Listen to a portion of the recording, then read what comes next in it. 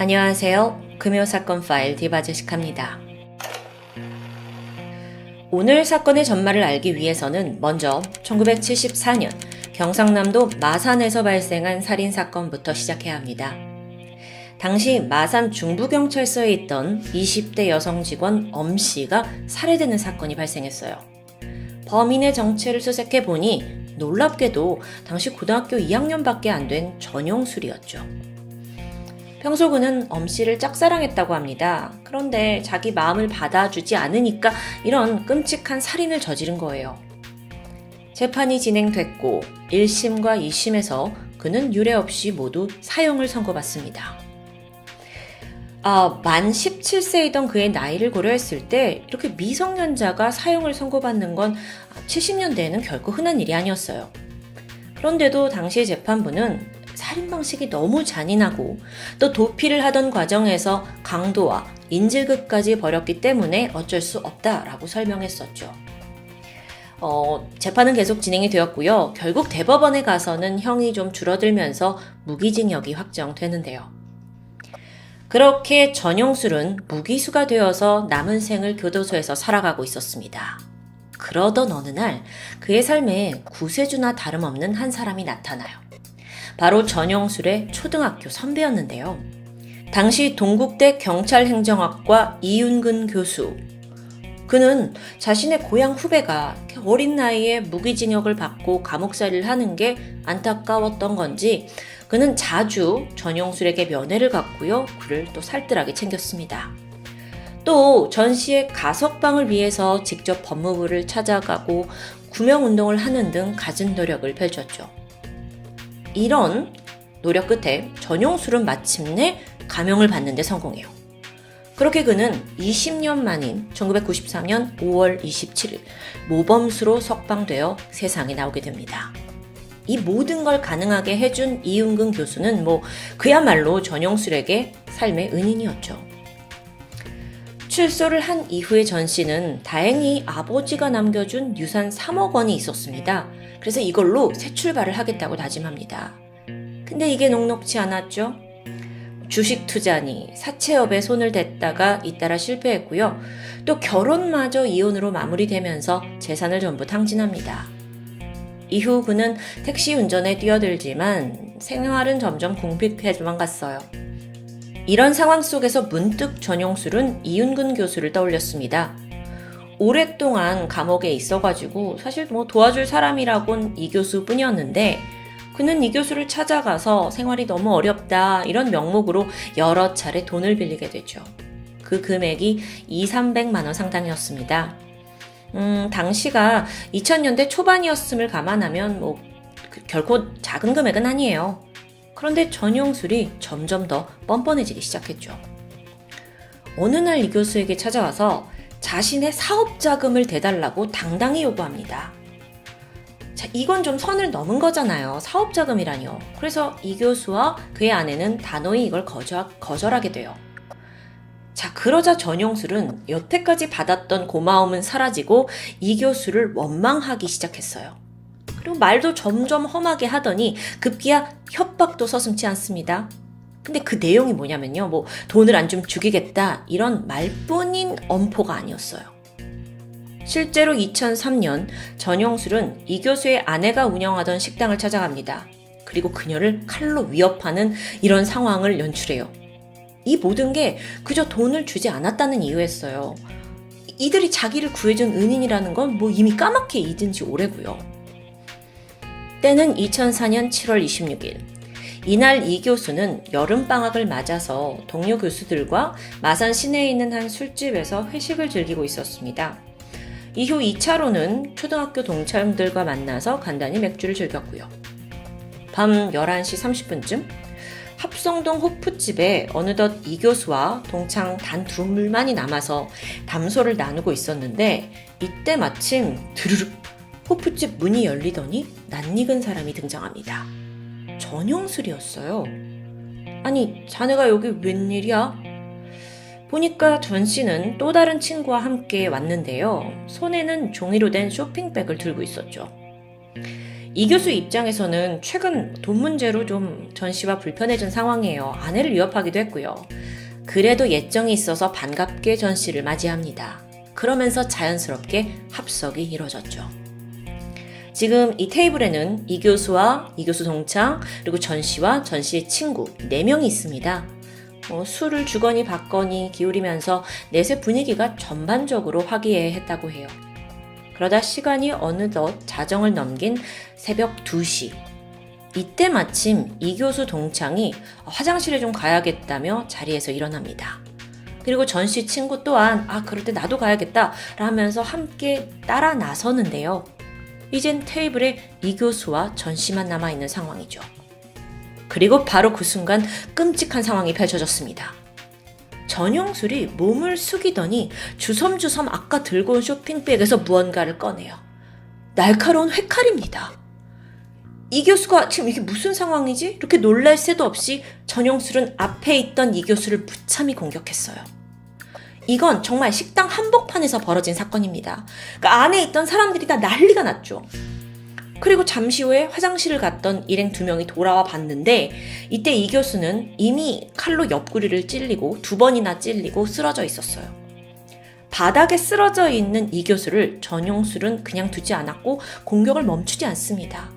그러면서 등 부위를 2차례 더 푹푹 찔렀고요.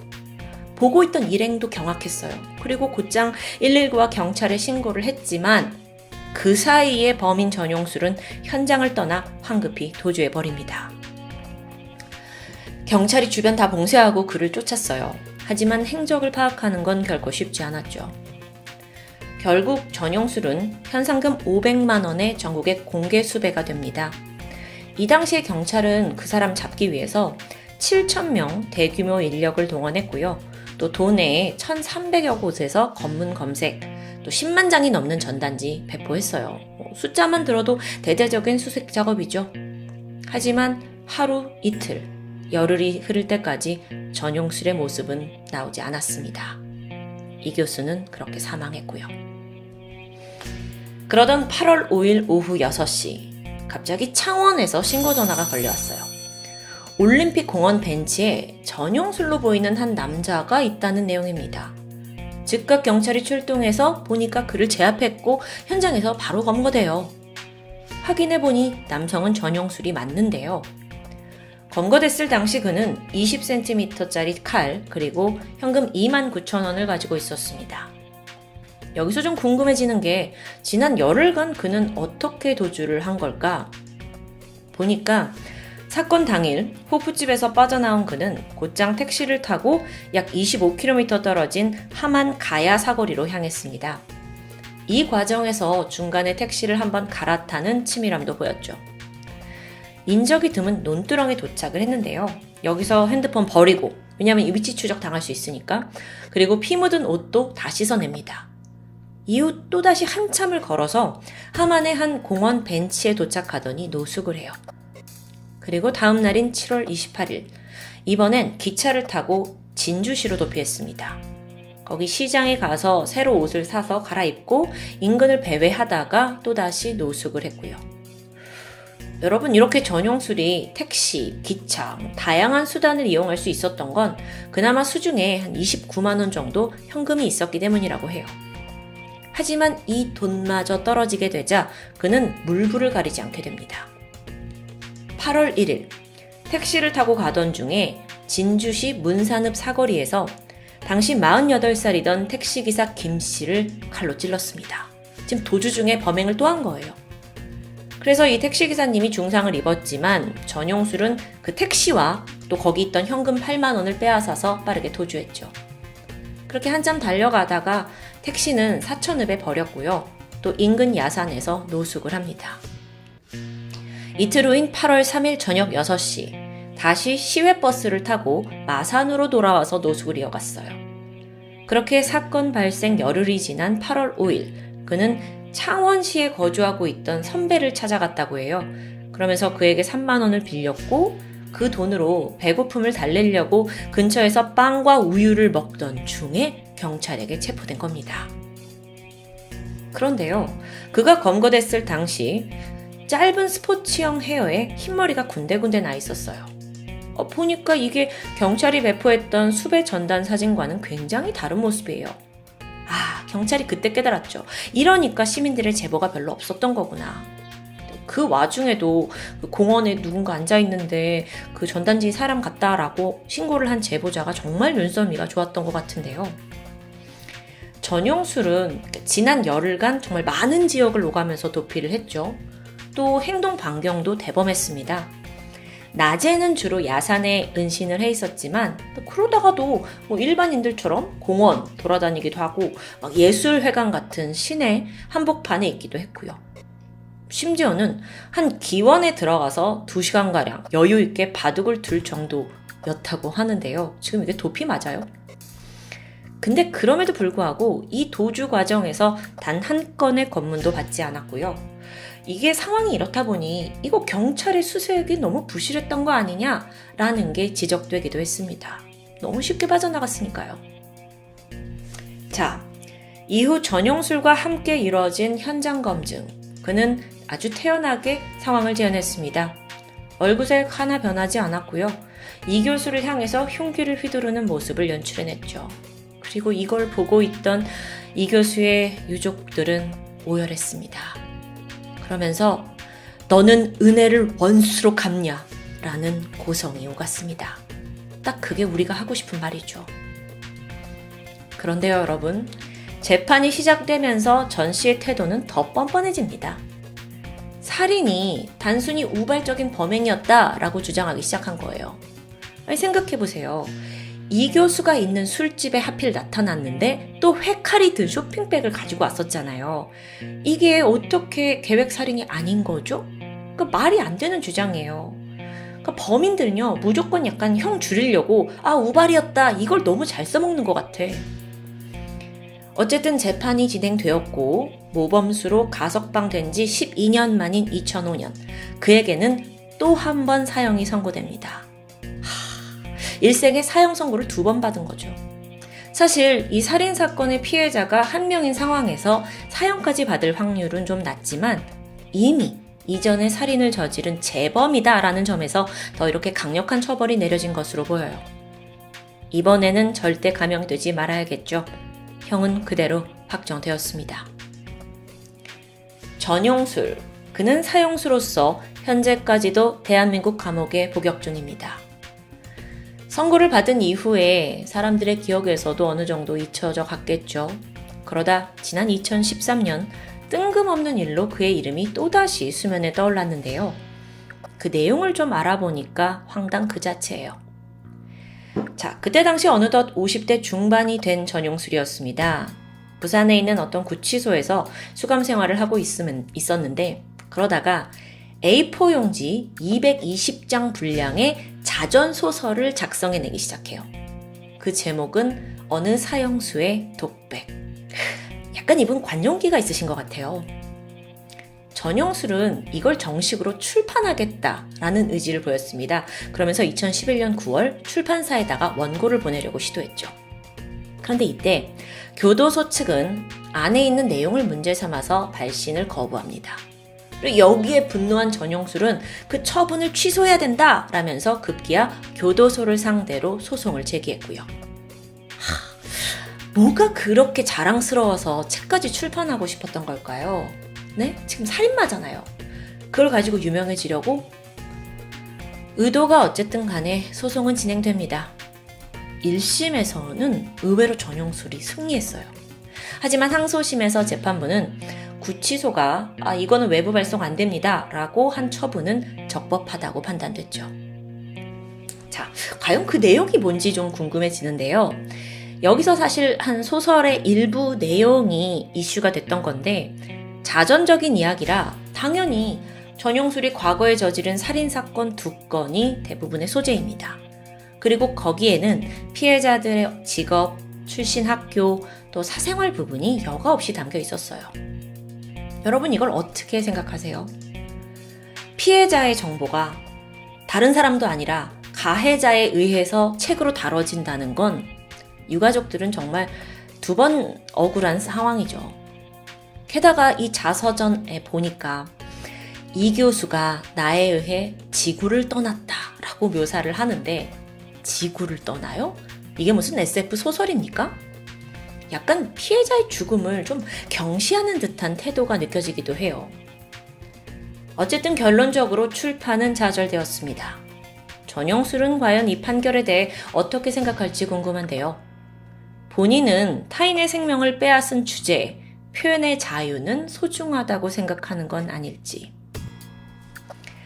은혜를 원수로 갚는 것으로도 모자라서 반성의 기미도 없고 오히려 자신의 살인을 자신의 훈장으로 삼으려 했던 전용술입니다. 여러분, 짐승도 자기를 구해주면 고마움을 느낀다고 하는데 전용술은 그럼 짐승 이하의 존재로 불러도 되겠네요. 이제 한 가지 확실한 건 더 이상 그의 삶에 구원자는 결코 나타나지 않는다는 점입니다. 지금까지 금요사건 파일 디바제시카였습니다. 안녕하세요. 금요사건 파일 디바제시카입니다.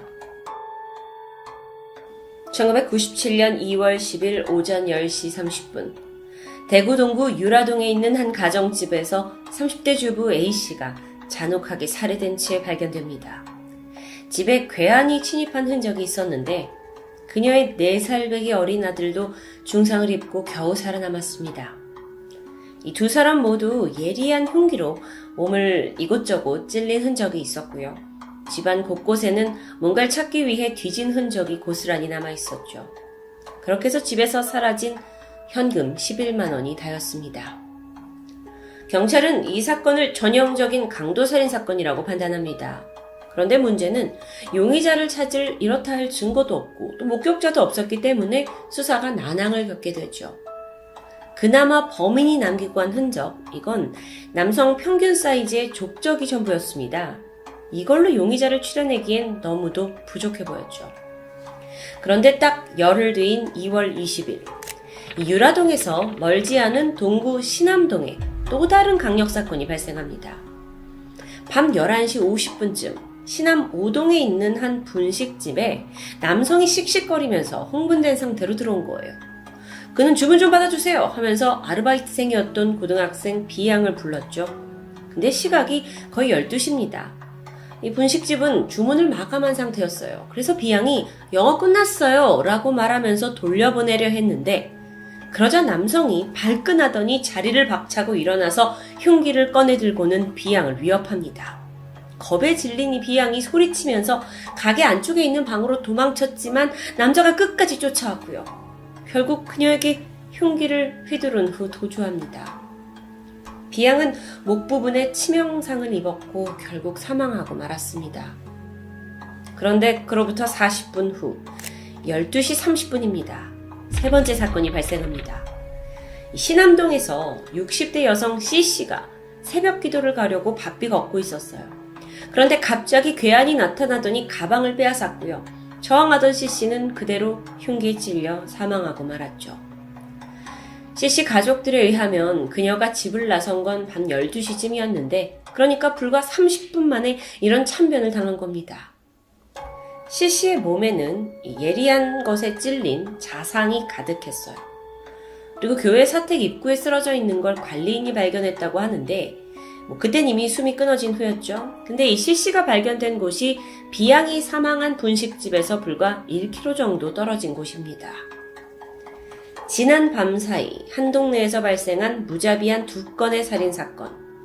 이걸 보고받은 경찰은 열흘 전 근처 유라동에서 발생한 강도살인사건을 떠올렸습니다. 그러고 보니까 이 3건 모두 지척에서 벌어졌고 또 피해자들이 여성, 성폭행의 흔적은 없었고 예리한 흉기로 인해 살해당했다는 그 공통점들이 떠올랐죠. 하지만 성급하게 연쇄살인으로 단정짓기에는 좀 석연치 않은 점이 있습니다. 우선 피해자들의 연령대가 제각각이에요. 그리고 금품의 피해 범위도 달랐습니다. 결국 경찰은 일단 이 3건의 살인사건을 각각 별개로 보고 수사에 돌입합니다. 그런데 불과 48시간도 지나지 않은 시점에 또 다른 신고가 접수됩니다. 2월 22일 밤 10시 15분 신암동 가정집에서 20대 남성 D씨가 사망한 채 발견된 겁니다. 그를 최초로 발견한 건 그가 일하던 미용실 원장이었어요. 원장에 따르면 D씨가 이틀 전부터 말도 없이 출근을 안 해가지고 무슨 일 있나 하고 집에 와봤더니 이렇게 피투성이인 채 죽어 있었다라고 증언합니다. 그는 언제부터 사망해 있던 걸까요? 숨진 D씨의 혈액 응고 상태를 분석한 결과 사망 추정 시점은 이틀 전인 2월 20일로 나옵니다. 그러고 보니까 이 D씨의 집은 B양이 살해된 분식집에서 불과 50m 거리에 있는 아주 가까운 곳이었죠. 또한 세 번째 사건의 피해자인 C씨가 발견된 곳과도 반경 2km 내 거리에 있습니다. 자, 그렇다면 한 지역에서 한 날 한시에 3건의 살인사건이 벌어진 겁니다. 그런데요, D씨 사건은 이전과는 좀 뚜렷한 차이가 있습니다. 우선 피해자가 남성이라는 거, 그 점이 달랐죠. 근데 그 외에도 이 시신의 훼손 상태가 차마 말로 표현할 수 없을 정도로 너무나 잔혹하게 훼손된 겁니다. 그야말로 온몸이 난도질 당했다고 볼 수 있었죠. 심지어 두 눈까지 상처를 입은 상태입니다. 그런데 여기서 경찰이 주목한 게 있었습니다. 피해자 D씨가 동성애자였다는 부분이었죠. 어쩌면 D씨의 성적 지향이 원한 범죄 혹은 치정 범죄의 타겟이 됐을 수 있는 가능성이 있는 게 아닌가라는 판단입니다. 게다가 이전 사건과 다르게 D씨의 집에는 외부에서 강제로 침입한 흔적이나 또 집을 뒤진 흔적이 없어요. 가져간 게 없습니다. 그러니까 강도 사건은 아닌 것으로 보였죠. 종합적으로 경찰은 D씨가 어떤 원한에 의해서 살해당했을 가능성에 무게를 둡니다. 그럼 이건 연쇄살인과는 거리가 멀겠죠. 그렇게 경찰은 열흘간 발생한 이 근접지역 4건의 살인사건을 모두 별개의 사건으로 수사하고 있었습니다. 근데 어떠한 실마리도 찾지 못한 채 그렇게 초동수사는 마무리돼요. 그런데요, 혹시나 하는 마음으로 기록을 뒤져보니까 지난 1월부터 2월 사이에 대구 동구에서 4건의 살인사건이 추가로 더 발생했던 게 발견됩니다. 그러니까 이 2달이 되지 않은 시간 동안 동구 내에서 발생된 살인사건만 무려 8건이라는 겁니다. 사실 그로 인해서 이미 주민들은 극도의 불안감을 느끼고 있었어요. 사건을 왜 해결하지 못하냐 하면서 경찰에게 거센 항의를 하는 사람들도 있었죠. 상황이 이렇다 보니 밤이 어둑해지면 길가는 완전히 한산해졌고요. 학교들도 야간 자율학습을 아예 중단시킨 정도였습니다. 경찰의 마음도 급해졌고 이 불안에 떨고 있는 민심을 달래기 위해 하루빨리 범인을 잡아야 할 텐데요. 2월 24일 경찰청은 대규모 수사팀을 꾸렸습니다. 159명의 형사를 투입해서 통합수사본부를 차렸죠. 8건의 사건, 이걸 개별적인 범인일 수도 있지만 혹은 한 명의 연쇄살인범일 수도 있다라는 모든 가능성을 열어두고 수사에 총력을 가했습니다. 그 결과 정말 다행히 이전에 발생한 4건은 용의자도 추려내고 범인을 검거할 수 있었어요. 해결하지 못한 그 나머지 4건의 살인사건, 그게 유라동 가정집 살인사건, 그리고 신암동에서 하루 동안 벌어진 3건의 살인사건입니다. 4건이 남은 거죠. 수사팀은 마침내 이 4건의 살인이 모두 동일범의 소행이라는 결론에 도달합니다. 물론 시신의 훼손 정도가 너무 달랐지만 수법이 동일하다라는 점을 통해서 연쇄살인이다 라고 판단한 겁니다. 그래서 수사팀이 다시 처음부터 사건을 되짚으면서 탐문에 나섰고 그 과정에서 신락 같은 증거를 찾게 됩니다. 경찰은 이 신암동 일대에서 집중적으로 목격자를 찾았는데 그 내용을 종합을 해보니까 아주 의심스러운 인물 한 명이 떠올라요. 이 살인사건이 하루 만에 벌어졌던 2월 20일 각각의 현장 인근에서 20대 초중반으로 보이는 남성을 목격했다라는 공통된 증언이 나온 겁니다. 경찰은 이 진술을 토대로 몽타주를 제작했죠. 그리고 얼마 후 몽타주와 비슷하기도 하고 또 아주 수상한 한 20대 남성이 있다라는 제보 전화가 걸려왔습니다. 뭐가 그렇게 수상하냐 했더니 이 남자가 거주지가 없이 그저 신암동 일대를 전전하고 있다는 겁니다. 수사팀은 이놈이구나 싶었고 즉시 신암동 일대에 잠복하면서 그놈이 나타나기만을 기다렸죠. 2월 27일 드디어 경찰은 21살의 이승수를 체포합니다. 처음에 그는 자신의 범행 일체를 강력하게 부인했지만 추궁 끝에 4건의 살인에 대해 모두 시인하게 되는데요. 너무 황당한 건 그 범행 동기였습니다. 놀 돈이 좀 필요해서요. 이승수. 그는 지난해 11월부터 집을 나온 이후 떠돌이 생활을 하고 있었습니다. 그리고 곧 4월에는 입대를 앞두고 있었죠. 이승수는 입대 전에 흥청망청 놀 수 있는 돈이 필요했습니다. 그래서 빈집을 털어보자 라는 생각으로 범행 대상을 물색하기 시작했죠. 2월 10일 오전 유라동에 있는 한 집을 타겟으로 잡았고 빈집이라고 생각한 후 집안에 침입합니다.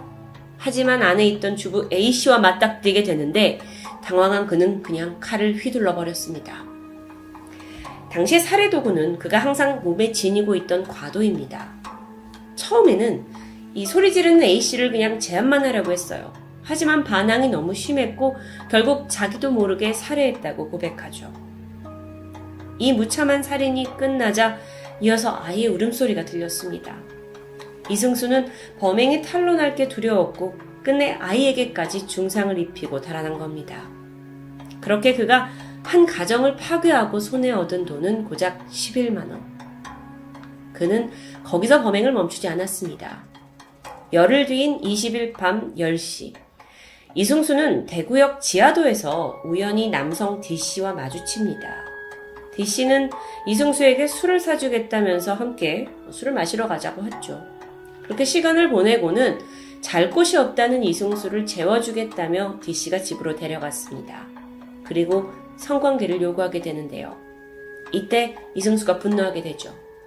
그리고 다짜고짜 D씨 집에 있던 식칼로 그를 마구 찔러서 아주 잔혹하게 살해합니다. 열흘 전 살인과는 다른 양상이었죠. 분노를 유발할 스토리가 있었기 때문입니다. 이후 그는 D씨 지갑에서 현금 8만 원을 꺼내 들고 집을 빠져나왔습니다. D씨를 살해한 후 이승수는 계속 흥분한 상태였어요. 근데 갑자기 배가 고파진 거죠. 허기가 느껴지면서 눈에 보이는 곳은 바로 앞에 분식집입니다. 그리고 거기서 아르바이트생이었던 B양이 영어 끝났어요 라는 말에 또다시 스위치가 눌려졌습니다. 마치 자기를 무시해서 주문을 일부러 받지 않는 것처럼 느껴졌다는데요. 그는 충동적으로 품속에 있는 과도를 꺼내 또다시 그녀를 살해합니다. D씨를 죽인 지 단 20분 만이었어요. B양을 살해하고 거리로 나온 이승수는 동네를 배회합니다. 그러다 밤 12시 30분, 얼마 되지 않은 시각이죠. 교회로 향하고 있던 할머니 C씨를 발견합니다. 묵직한 가방을 들고 있었어요. 맞다. 난 돈이 필요했지. 이렇게 생각한 그는 C씨에게 가방을 빼앗으려고 했는데 이게 생각보다 쉽지 않았습니다. 그녀가 가방을 움켜쥐고 막 소리를 지르면서 반항을 하는 겁니다. 이때 이승수가 또다시 과도를 꺼내들어 그녀를 찔렀죠. 그리고 가방에 들어있던 현금 7만 원을 꺼내갑니다. 이 범인 이승수가 3명의 사람을 살해하는 데 걸린 시간은 고작 1시간이었습니다. 첫 살인까지 감안하면 열흘 하고도 1시간 동안 4명을 연쇄적으로 살해하는 정말 광란의 살인극을 펼쳤던 겁니다. 이승수가 첫 범행을 저지른 후에 사실 친구를 찾아갔고 내가 사람을 죽였다고 털어놓은 적이 있습니다. 그리고 자신이 범행 당시 착용하던 장갑을 버려달라고 부탁했다고 하는데요. 이후에 여전히 갈 곳이 없었기 때문에 대구역 주변에 있는 심야 만화방이나 또 신암동 일대의 당구장을 전전했습니다. 그런 살인을 저지르고도 신암동 같은 지역을 배회했다는 건 도대체 어떤 심리일까요? 게다가 그는 검거되기 전까지 단 한 번의 검문이나 수색에 걸린 적도 없었다고 말했죠. 경찰이 수사 중에 왜 과도를 품 안에 가지고 다녔냐? 라는 질문을 던졌는데요. 그는 내가 영장을 받고 나서 너무 우울해져서 그냥 과도 가지고 거리를 배회했다. 처음부터 사람을 죽일 생각은 아니었는데 죽이고 나니까 나도 모르게 그냥 죽이자라는 생각이 들었다라고 말합니다. 그러니까요.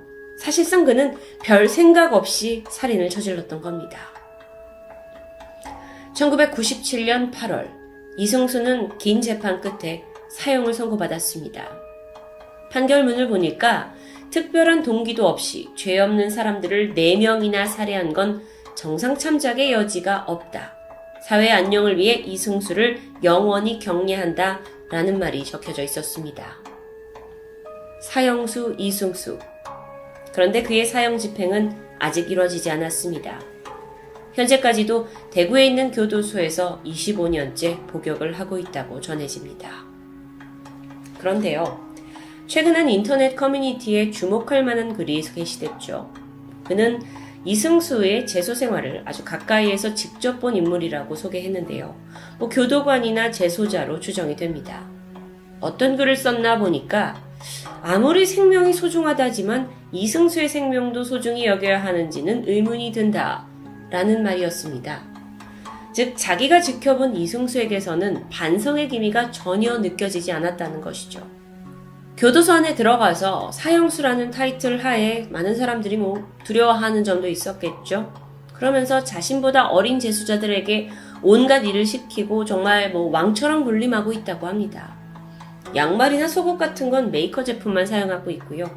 여가 시간에는 다른 재수자들과 장기를 두거나 운동을 하면서 정말 태평한 생활을 하고 있다고 하는데, 이 얘기 들으니까 속이 부글부글 끓죠. 유가족이 들으면 더 분통 터질 일입니다.